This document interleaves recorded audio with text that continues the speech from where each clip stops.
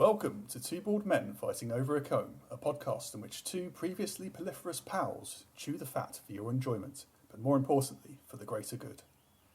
So, Rob, what do you got to say for yourself? Wood. I was thinking about wood. Wood? Well, more specifically, the sycamore tree in the Hadrian's Wall that got chopped down. Is it Hadrian's Wall? Yeah, Hadrian's Wall. Yeah. Who is Hadrian? Is it the person who built it? Took him fucking ages. No, just about like the media coverage from it and people standing near the tree and weeping. It reminded me actually about the Prince of Thieves Robin Hood film with Kevin Costner and Morgan Freeman. I thought, I hadn't seen that in a while. That was the only good thing I think that came out of it. And Morgan Freeman as cast as a Moor. He doesn't.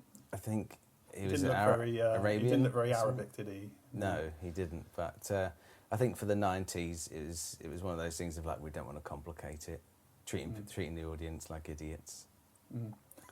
And Kevin Costner with his, I think he had an American accent for somebody who is... Great song as well, Bryan Adams. Yeah, well, it was all right. And then you just heard it every week, didn't you? Every time you put the radio on. It's like... So yeah, almost as annoying as the coverage about the tree and people going, weeping near the tree, individuals going there and, I've planted another tree, and it's like, I don't know why, but it just kind of, got to me. The guy planted it and then they removed it. Cause they said basically, you don't know what you're talking about, you're gonna ruin it and stuff, or, or something will grow from it and, and all that. Yes, I mean, it's picturesque. Yes, it's a tree. Should we be chopping trees down? That is one. You think about what happens in the Amazon, deforestation, the lungs of the earth. Why aren't people more outraged by that's going on and, putting their energies to that as opposed to one tree which just looks really nice. But I don't know. You can't take away photo opportunities, can you? Well, if they did selfies, I know that it'd annoy the shit out of you. It would, yeah. Say, I might do something about it. There's a selfie booth that we know that you could go into. Chop the tree down, for example. And make a booth out of the wood. So, you know, yeah. They're still kind of they're actually getting inside of the tree. So you're annoyed at people in general, or just some people? I think it's just some people who are all... for me, it just felt a little bit far-fetched in terms of, the media coverage and, everything. I know it's an old tree, I get that. Well, it's not that old, it's only a couple hundred years old. In the grand scheme of things, that's not too... Well, you think, because England was basically swamped with trees, that's why we had such a fantastic armada, because of all the oaks. With trees? Is it swamped with trees? I don't know, what's the right term for that? I'm sure you'll tell me. I'm sure you've told me. That's supposed to be teamwork, Rob. We're supposed to get to the right answer together. All right, yeah. Let's just go with carpeted then. Is it? Yeah, I guess. Yeah, carpeted trees. Forested with trees. There's much forestation. But I think it was just a reaction really of it all, and just some of the individuals who were like, they you could tell that the guy who planted this tree, I don't think he was necessarily doing it for the fact that a tree had been chopped down. I think it was more to do with cover a hole in it. It's like, that's a shithole, and he wasn't a very good gardener. So instead of putting like a hedge there, he put a tree there, and he didn't realise that it wouldn't really work in 200 years' time.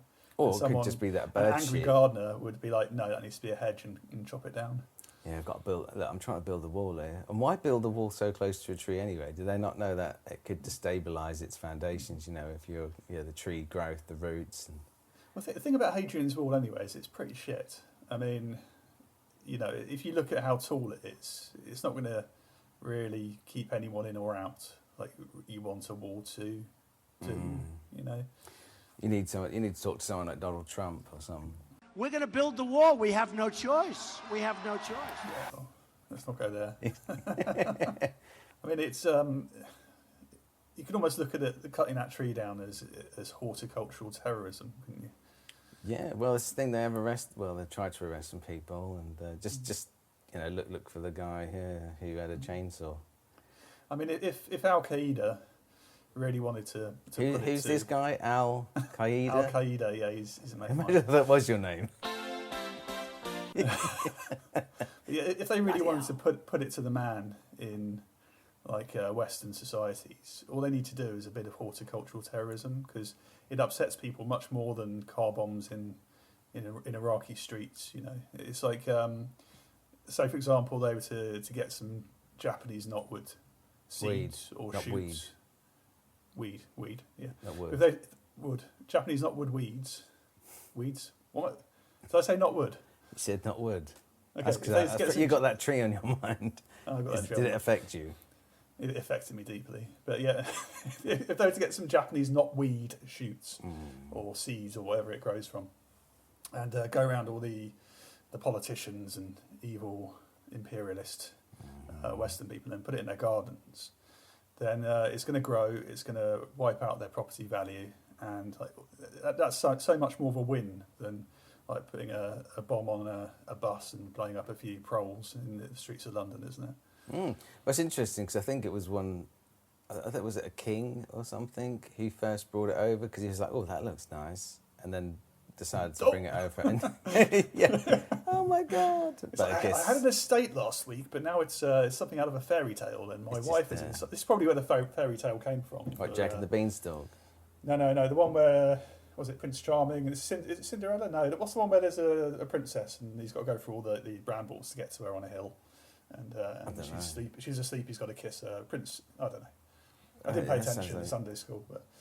Oh, I never went to Sunday school because it was like, hang on, like, I go Monday to Friday. You can't expect me to go on a Sunday as well. Well, in the olden days, they didn't have weekends of 2 days. They did 6-day working weeks, and they had 1 day off for rest. I know they're talking about in some councils they're saying 4-day working week, and it's like, well, say if they all have Friday off, and it's like, oh damn, there's something wrong with the. I need to report something. Oh. No one's in, but I guess they'd stagger it, wouldn't they? It's not like they'd shut off. It would be AI bots would do the work, wouldn't they, on the other days? Yeah, I had an AI bot. I ordered something from Amazon.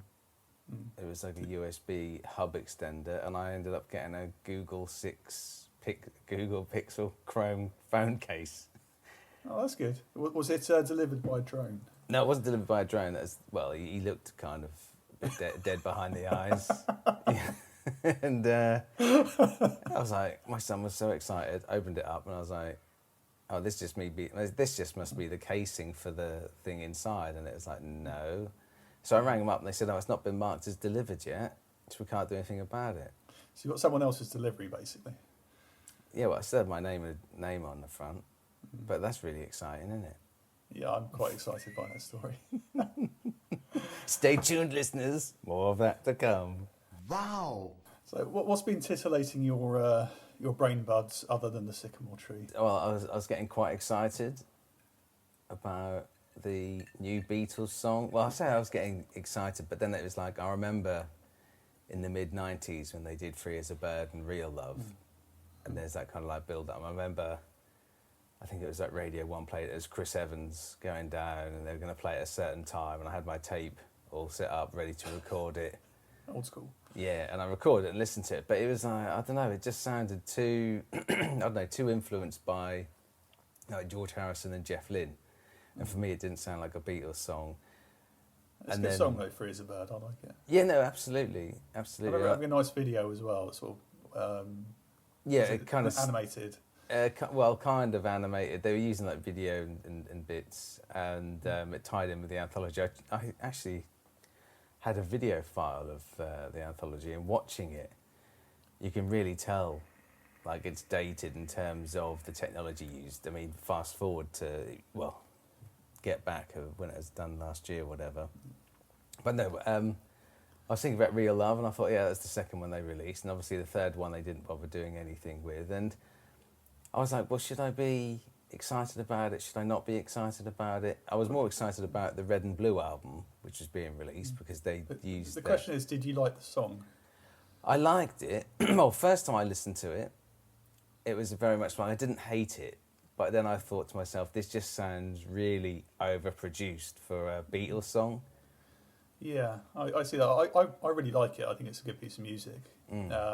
Whether it's good enough to be, if it didn't have the nice, if it didn't have the cultural excitement around it, with it being the first Beatles song in forever, I doubt anyone would pay any attention to it. It would just be. It sounds to me like a good album track rather than it being a single. Yeah. It's the video interested me. I sort of wavered between sort of feeling a little bit nostalgic, and I think the video made you think a lot about aging and mortality, because you see the different ages of the Beatles. But yeah, there's a bit of a roller coaster, because there's moments of nostalgia, and then there's moments where I remembered what I don't like about the Beatles, which is Paul McCartney. He just gets on my wick. So it's like it is. The Beatles without Paul McCartney wouldn't have worked, but it would have been more a band I could have liked, I think. Well, that's the thing, because I always thought, growing up, I remember my A-level English teacher said, "Oh, Paul McCartney's a twat." But then watching the Get Back documentary on Disney Plus a couple of years ago, it completely changed my view of McCartney. How so? I don't know, it just completely changed my view of him, and I went out and brought a Hofner bass, and I can still play 4 songs on it. I think he's an incredibly talented guy, but I think there's an element of smugness with him that a lot of people find grating, including myself. There's a lot of people on the internet, well, a few, and if you can, listeners, you can have a view of those on YouTube where they don't believe that Paul McCartney is the Paul McCartney they say he is, and they say there's some really sketchy kind of research and videos, and it's like, well, you could look at it that way if you were mad. Maybe that's why he's smug, because he knows that he's not the real Paul McCartney. Maybe. I was quite interested that it went to #1, and that's like another Beatles record, that the longest period between last #1 and next one. I think the only other person would be Cliff Richard, wouldn't it? Would be able to do something like that. And it's like, oh God. So is it just the Beatles, or any other bands doing similar? Well, not a new song, but that reissued, reimagined Dark Side of the Moon by Roger Waters, and I listened to it. Wash your mouth out with soap. Can't say Roger Waters. Well, this is the thing. I listened to it once, and I've not really wanted to revisit it. It was almost kind of like that intrigue, gone back, and then I read a few bits about it, and I read somewhere, and it was a really good kind of accurate description of it, but they said it's like the audiobook version of Dark Side of the Moon, and it's like, yeah, bit self-indulgent, I thought, the whole project. Entirely self-indulgent. You listened to it all the way through? I got to, I think, just after what would be half time. I can't listen to more of this. He's mangled every song so far. What it made me think of, as you know, because I sent you a WhatsApp with it, but those that lady who repainted the masterpiece in the Italian. Oh yeah, chapel. she wiped it clean, and it was like, oh shit! I'll just touch it up using my grandchild's art equipment. And obviously, he's a master because he made it with other people in the first place. But I think a lot of the time with creative projects, you need the input of other people to stop you making something the way you want to, because you can't do it on your own, and even though you think you can. And I think this is a classic example. This is what it would have sounded like first time around if he'd made it on his own. Well, it strikes me as that people can't say no to him anyway. Like his entourage would be too scared of him. He just does look like a bit of a miserable bastard. There is no dark side in the moon, really. Matter of fact, it's all dark. What's been tickling your brain teats? I've been amused of late by esoteric sports, niche sports. I was remembering back to the 90s, and I don't know if you remember, there was a sport called kabaddi that they broadcast on Channel 4. I think it would have been Channel 4. Yeah. And it was on every night of the week, and it was great. I think it's an Indian sport. It's Indian or Pakistani sport, and it's just like a two-ended thing where it's like almost like British Bulldog meets tag, and the guys are in teams, sort of trying to reach out of like gaps and like tag each other and things, and they go kabaddi, kabaddi, kabaddi, kabaddi, kabaddi while they're doing it. And it was really entertaining. I loved it when I was a kid. If you had to set that fast, repetitive, I'd be like 2 minutes in. I'd be like, I'm gonna have to sit this one out. I can't. It's like proper out of breath. Yeah. If you get a chance, Google kabaddi. It looks like an awesome sport. And I thought, well, Red Bull seems to be like buying up all the rights to anything that's a bit wacky. They've got like the planes, and they've got the what they call go-karts. Oh, I know what you mean. Yeah, I love watching that. They normally broadcast it on Christmas. Thoroughly entertaining. Yeah. And I thought, maybe we can do a more sort of British version of it, where we do like Gloucester cheese rolling. Have you ever seen that? I've seen it on some of the news segments, or you read about someone like breaking their neck. Yeah, paralysed, quadriplegic, and it's like... I say, I've been to that hill, and you would not run down it. No. You'd not run down it when it's like middle of summer and dry. Yeah, well... I think it's autumn or winter, and running. And the prize isn't like £10,000. It's like the ball of cheese. If you this is get the to thing. The bottom without killing yourself.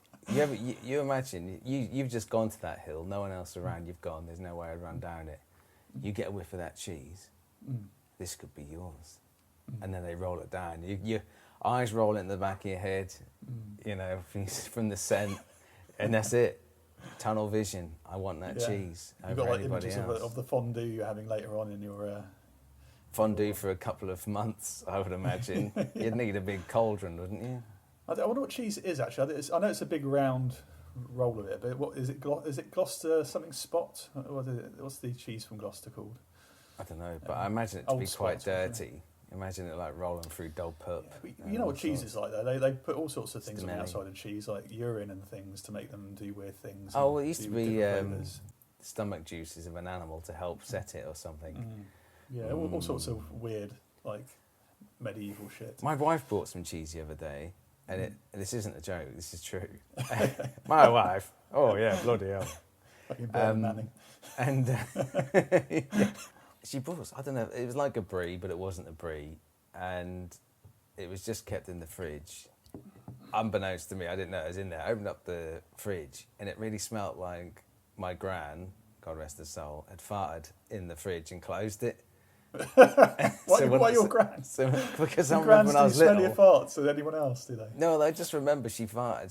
She picked up my cousin and swung him between the legs, and she farted. And I remember it just smelling quite a bit fragrant. I bet she made out at the time like it was an accident. No, I think no one could, because my cousin turned around and said that was a blockbuster, and everyone laughed, and I think that took the edge off. But that smell of the cheese, as much as I don't like... It brought back memories. Like, I know. Deeply suppressed memories. I know. It's like, I don't know if I'm coming or going. It's like, oh, Nan. Oh, God. And so, that cheese had to be eaten quite quick. Have you heard of the wife carrying... I think it's wife carrying Olympics in... I think it's I haven't done much Google research here, but it's somewhere Scandinavian. They do it every year. I don't think they do it in America. You know what I mean? Because obviously the levels of obesity. So. I'll tell you what they do have in America is that they have a husband calling contest. What? A husband calling contest. And it's different wives doing their best voices to get their husband's attention. Oh, I thought it was in like, they just started calling him loads of, like a man sits there, it's like being roasted. That she just comes up with really shitty names for him. Yeah, no, it's literally screaming their husband's name at the top of their voice, and there's an award for that in America. But anyway, going back to the Scandinavians, wife carrying Olympics. I think they sort of have like races where the man's got to carry his wife through the snow on a course and see who wins. I think it's beautiful. I think it's like, why do we had an episode, a few episodes back where you're talking about opening up the Olympics to normal people. And having sports that there's no real way of excelling at it, you just got to go there and do it. I think that's incredible. And cheese rolling. I mean, how do you train for cheese rolling? It's just I'm going to get injured. How do you train to not get injured? Like running down like an almost vertical hill. Well, that's the thing, isn't it? Because you watch some people and because they're so steep, gets over in terms of the hill, not the wives that they're carrying. But it's so steep, there's that thing of like, you've got to be so careful not to let your top half kind of overtake the bottom half. And you're rolling like the cheese, aren't you? Yeah. But I think there's definitely a business opportunity in these sports, because, I mean, if we were to be like Red Bull, I mean, maybe we need to make a soft drink first. Maybe do a prime alternative. Yeah, we could be like KSI and Logan Paul and make our own drink that all the kids are going to queue up outside Lidl for. And I always think, sorry, Logan Paul. It's almost like how you'd read his name on a class register, not like his real name. Like that's just Americans. It should be his real name's like Paul Logan. Yeah. No, they do girls' names as first names, and they also do surnames as first names. My wife was watching The Voice last night. I was listening to the audiobook version. Don't you listen to a voice? She was watching The Voice. How do you watch a voice? The TV show The Voice. It's got will.i.am, Tom Jones, and 2 other people I don't know. Oh, I thought you were getting your senses mixed up. No. What it was is that one of the contestants, their name was Chinchilla. Can we just stop it there? I need to have a pup. And then we're going to come back. It's a good way to end that on that chinchilla. I'll see you later. Hang on, it's really knocking at the door. Go and have your turtle selling poop. Christ.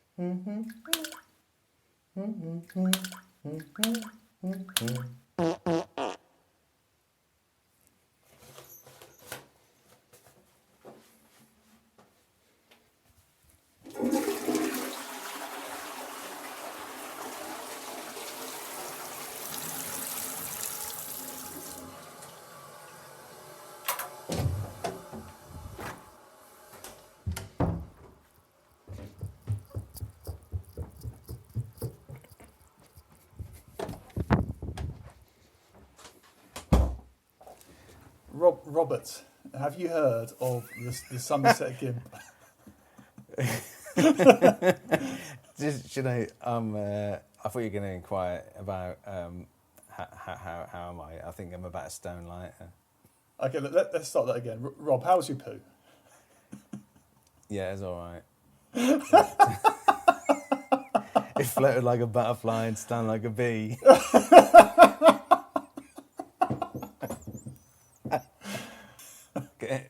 Anyway, Robert, have you heard of the Somerset Gimp? The what? The Somerset Gimp. No, I haven't. No, what's that? Right, there's been a trial in my neck of the woods of late. A man, well, there was an urban legend, not an urban myth, an urban legend, because it is a real person doing a real thing. The Somerset Gimp.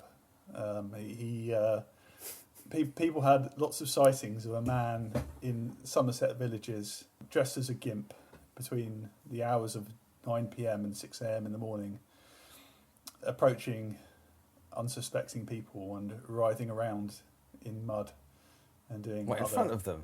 In front of them, yeah, doing strange gimpy things in front of. He never sort of touched anyone up or like sexually assaulted anyone. He just did gimpy things in front of people. Just mentally assaulted them. Pretty much, yeah, mentally assaulted them. And I think they were looking for him for ages. I think in the trial there were 25 separate incidents that they put down that were reported. So he probably did many, many more. And people thought, look, it's a gimp.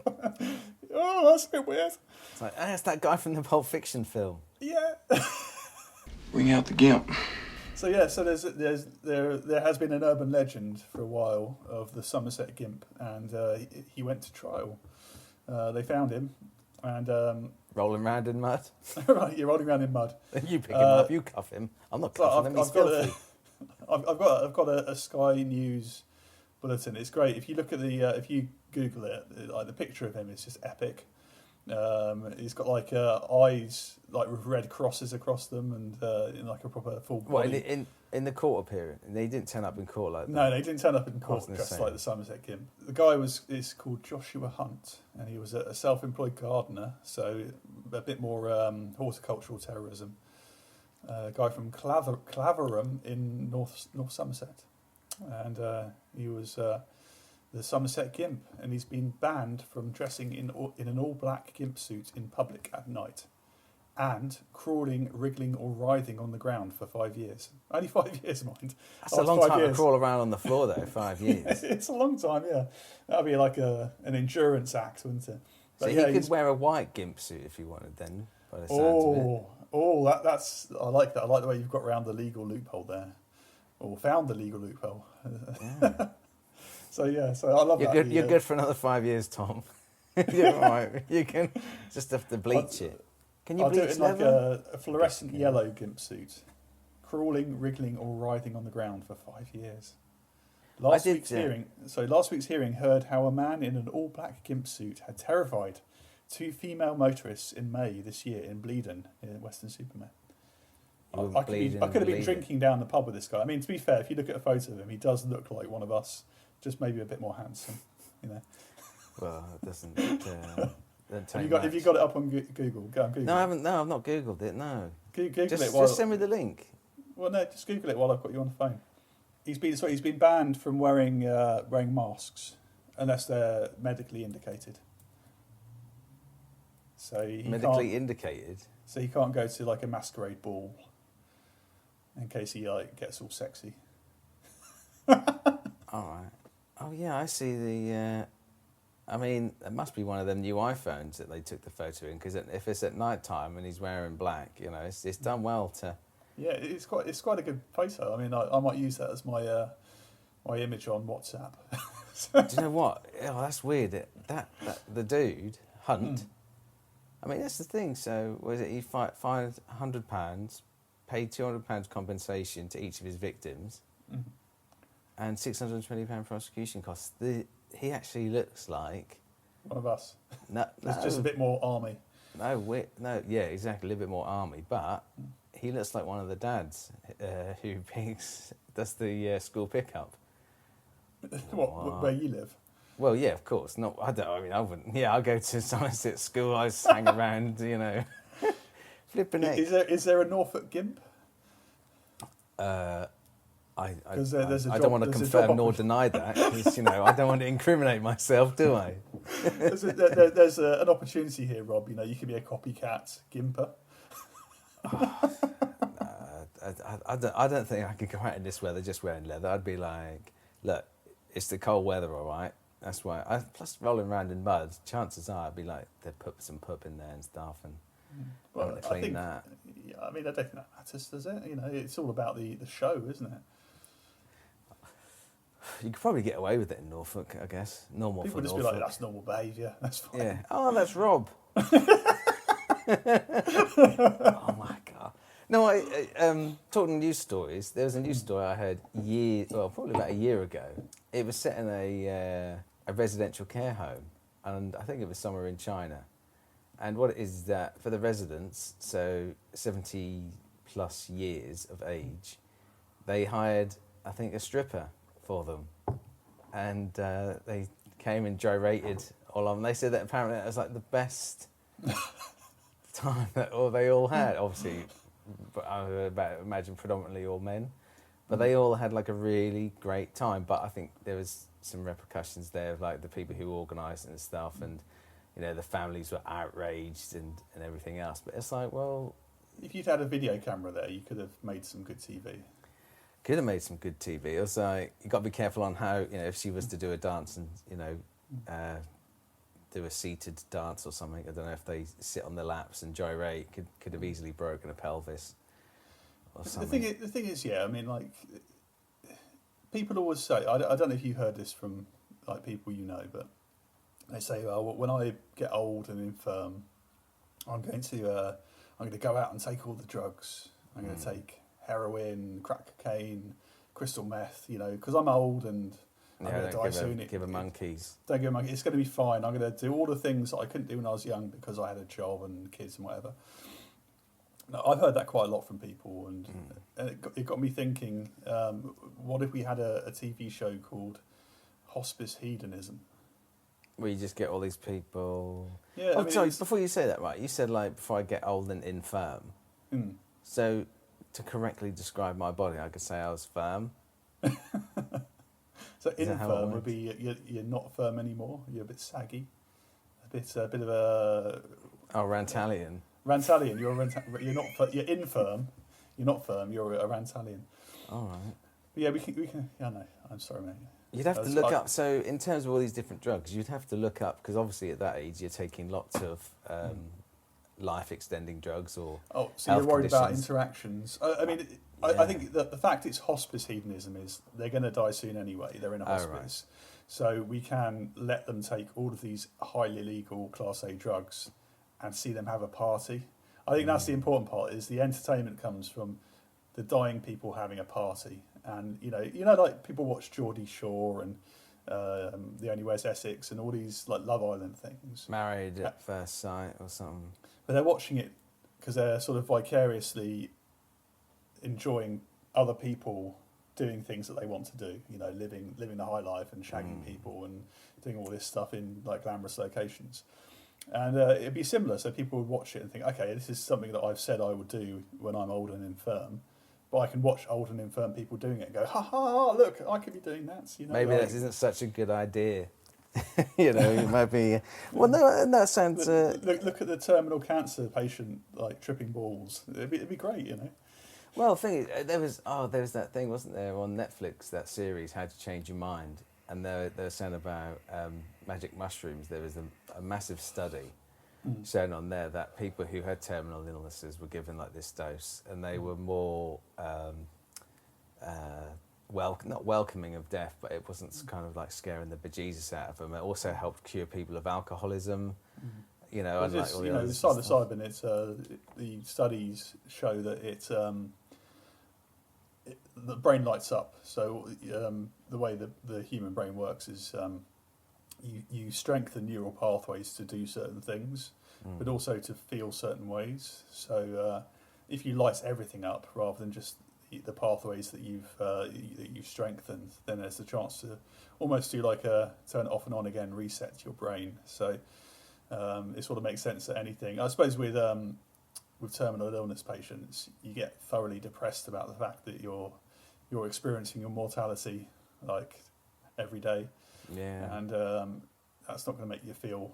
Like, and I guess you're surrounded by people you're surrounded by people who are dying as well, so that's going to make it like. Yeah, exactly. If you're in a hospice. Well, saying that's where the hospice hedonism comes in, doesn't it? You know, if you chuck loads of like crystal meth at them, they're going to have a great time. Well, and people will enjoy watching it. So we need to make this TV program, don't we? Well, there is that. I think it was in somewhere in Scotland. I'm maybe thinking Glasgow, where they have approved a centre where people can go to take drugs. Yes. Right? So on that premise of, well, look, if these people are going, you know, instead of going all the way to Switzerland to, you know, the euthanasia centres, can't remember what they're called. Dignitas. That's it, Dignitas. Yeah. Then it's like, well, do you know what? Instead of all that calmness and stuff like that, you might get people who, you know, perhaps, you know, when they were younger, they did enjoy a little bit of dabble here and there and all this stuff, and give them that one last opportunity to almost kind of... To have a party. Yeah, well, also at the same time, if you're, say, high as a kite, and that's eventually what kills you, then at the same time, it's almost like you wouldn't necessarily know, as opposed to being on your deathbed and being doped up with morphine and... Yeah, we can do. Yeah, it's just doing it with different drugs. I mean, you could have your crack cocaine and your crystal meth, and then they can slip the phenobarbital in when you're not noticing, and it's the what? Phenobarbital. Yeah, that's what they use in Dignitas to kill. So what does that do to the body then? Just stops the heart beating then, or what? Oh, I don't know. Phenobarbital. Phenobarbital. Oh. I think they should make sure I'm not wrong. They should, that's right. I don't think people are listening to this as an informative kind of thing. I want to set up my own kind of Dignitas. I said one person. I think I said Alexander Graham Bell invented something or other. Anyway, I got something wrong with inventor. Oh, didn't I say? And one of our loyal listeners pointed out to me tennis that that I was an idiot. Whilst you're doing that, I was thinking about inventions, and something I'd like to invent. It's not an app or anything else like that. But what I thought about is that, you get like noise cancelling headphones. To have something like a noise cancelling bed. Not that it stops the noise being all creaky and all that stuff, but you can lay in the bed. And it's almost like if you looked at it sideways on, it'd be like a squished O. And so you have your bed at the bottom, and then you've got this kind of dome that goes. The sides are still open, but you can have a TV, so then you can actually lay and watch the TV above you. You can make calls, you can do all sorts of smart TV-esque type shit. But you could also have like noise cancelling. So you could be in a really highly populated area, could be in a tower block. You could have really noisy neighbours and stuff like that, because the main thing is like sleep deprivation. Mm-hmm. And so you could have this thing that you go in, press a button, and you're in a cocoon, and that's like, and you are, it's quiet. And I think that's actually a good idea. Yeah, well, of course it is. This podcast is not a place for real good ideas, Rob. Oh, shit, come on. I'll stop there. What drugs do they use to kill people? Phenobarbital. Phenobarbital. So right. I was right. I've only got like on the Google. I've only got dog euthanasia, but that'll do. We use phenobarbital as a euthanasia drug, a seizure medication in a large dose through an intravenous catheter administration. The dog will render the dog. I can't read properly. The drug. Will I don't want a dog pet injecting it. I'd be like, you've done it all wrong now. The drug will render the pet unconscious and will shut down heart and brain functions within 1 or 2 minutes. Yeah, I'm pretty sure that's what they use in Dignitas as well, but I might have to Google it. It is phenobarbital. I'm right! I love being right! Yes! Right, Phenobarbital. I think they'd come up with a different name, like I'm not right, actually. Hmm? Give me a metaphorical slap. It's pentobarbital is the drug from Dickens. Oh, the other one's for dogs, is it? So they inject that to you, you end up like just like sniffing the crotch of someone and taking a shit in the corner. And then dying. Yeah. It's like, that sounds like one of my fetishes. But let's speaking of fetishes, Rob. All right. Do you know what a paraphilia is? Paraphilia? Yes. Somebody who collects lots of like paraphernalia. Drug paraphernalia. No, a paraphilia. So paraphilias are persistent and recurrent sexual interests, urges, fantasies, or behaviours involving objects, activities, or even situations that are atypical in nature. Why did you bring this up? What do you know? I'm going to name a paraphilia. This is our quiz, sorry, by the way. I'll just segue so... Are you not trying to embarrass me by telling people what your paraphilias are? What I've got wrong with me? No, I'm going to quiz you on paraphilias. All right. I'm going to name a paraphilia, and you need to guess the focus of erotic interest. It's multiple choice, and the forfeit for guessing a question wrong. I've got to take one of these up, have I? Yeah, well, that's closing the barn door after the horse is bolted. But the forfeit is you have to recite some heavy metal lyrics, but in the voice of a self-involved poet. Number one. All right. Is the paraphilia is called omarashi. Omarashi. Omarashi. I'm guessing that's something to do with itching. I'm guessing. I'm guessing that's something from Japan. I may be wrong. Maybe. Okay. Is omarashi biting or being bitten? Is it being in a life-threatening situation, or is it wetting oneself? So, which of those things will turn on someone who has or is interested in omarashi? I think it's about biting or bitten because it's like omarashi.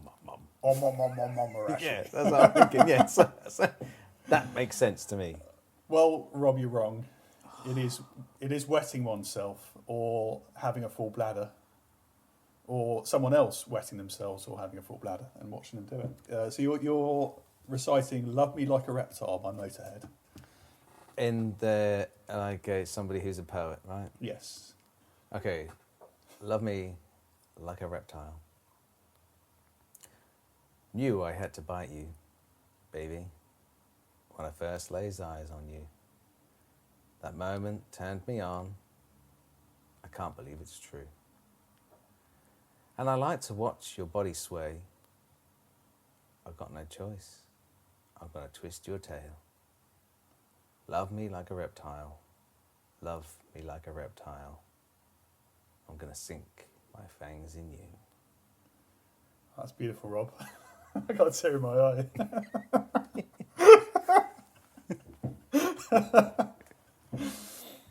It's a bit like. There you go. I could release this as an album like Roger Waters did for Dark Well, Side no, of the well, Moon. that's more William Shatner. But no, it was was a bit, there wasn't a lot of energy in it, you know. Oh, I didn't. Well, all right. Next Okay, one, I'll get a little bit more spunk in it. Okay, what is so the paraphilia is called piquerism. Peakerism. I reckon it's like looking at someone. Yeah. So what is the focus of erotic interest? Is it piercing the flesh? Is it obscene words? Or is it poetry?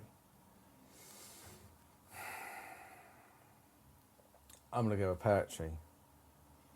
You're wrong. It's piercing the flesh. Oh, Piquerism. peakerism. There we In go. a fit of piquerism. Eat Me Alive by Judas Priest now. All right. So a bit more Bit gusto. more oomph. Yeah. All right. Eat me alive, Judas Priest. Wrap tight around me like a second flesh, hot skin. Cling to my body as the ecstasy begins. Your wild vibrations got me shooting from the hip. Crazed and insatiable, let rip. And eat me alive, eat me alive. Sounds like an animal panting to the beat. Groaning in the pleasure zone and gasping from the heat. Gut-wrenching frenzy that derange every joint. I'm gonna force you at gunpoint. Oh, that's so wrong. Album's gonna be released on Spotify of all these. All right, next. Come on, Next. I'm Right, doing next, spectacularly well on this. You're not doing well. All right, next is clismophilia with a K. Clismophilia. Clismophilia, all right. Is it giving or receiving an enema? Is it amputees? Or is it C, overweight people? I think it's to do with the enema. Yeah, you're right. Yay! I've got to do one now. From Here to Eternity by Iron Maiden. Okay. She fell in love with his greasy machine. She leaned over, wiped his kickstart clean.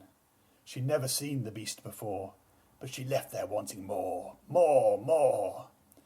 But when was she walking on down the road? I said that wrong. But when she was walking on down the road, she heard a sound that made her heart explode. He whispered to her to get on the back. I'll take you on a ride from here to eternity. I thought he was going to say Helen back, but yeah, that eternity bit at the end threw me. Did it? I like rhyming couplets though, you know. I got to give limericks, you know. I'm It's a not got the right meter simpleton. for you, yeah. So Simpleton. there you are. That's Iron Maiden did some terrible lyrics in their time. Yeah. But they also did some very good ones. Right, so let's move on to the next one. How many more have I got of these? There's only 5 questions. Only 5 questions. Let's This is not the get last carried one. away. Is it? This is No. number 4. Number 4. What yeah. is so the paraphilia is called eproctophilia. So Sounds like a disease. it does, doesn't it? Is it breastfeeding? Is it decaying things? Or is it farts? I reckon it's decaying things. Eproctophilia is getting sexually aroused by farts. So the procto relates to the last part of the bowel. All right, okay. I'm going to give you actually one which the lyrics aren't terrible on. Okay, yeah. It's not all terrible. This is Symptom of the Universe by Black Sabbath. Sorry, symptom of the universe. Take me through the centuries to supersonic years. Electrifying enemy is drowning in his tears. All I have to give you is a love that never dies. The symptom of the universe is written in your eyes. Mother Moon, she's calling me back to her silver womb. Father of creation takes me from my stolen tomb. 700th unicorn is waiting in the skies, a symptom of the universe, a love that never dies. Oh, that's beautiful. It sounded like something that the guy would say at the end of Thriller. I'm a bit puzzled about the other 699 unicorns.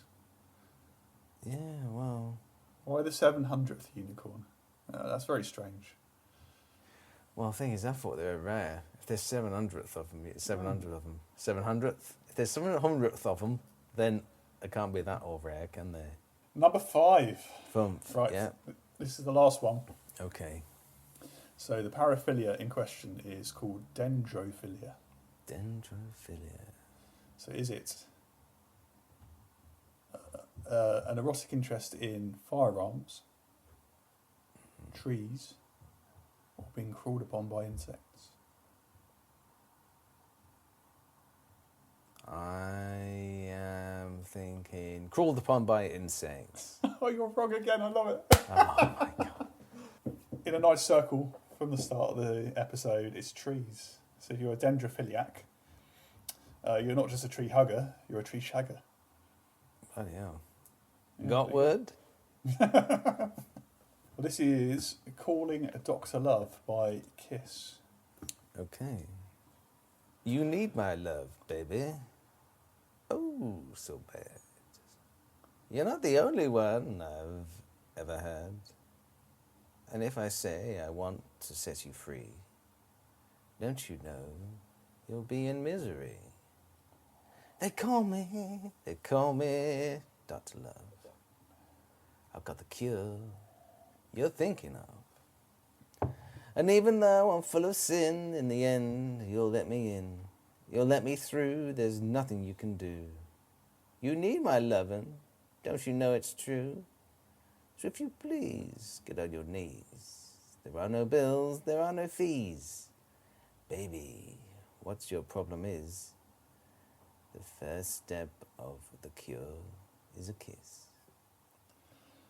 Well done, Rob. I don't know if that was much of a forfeit, because you seem to enjoy it. Well, you know what? I'm tempted to go and revisit these songs on... Do we know what we're doing in the next show? I haven't got a clue. Oh, the intrigue is there for you listeners.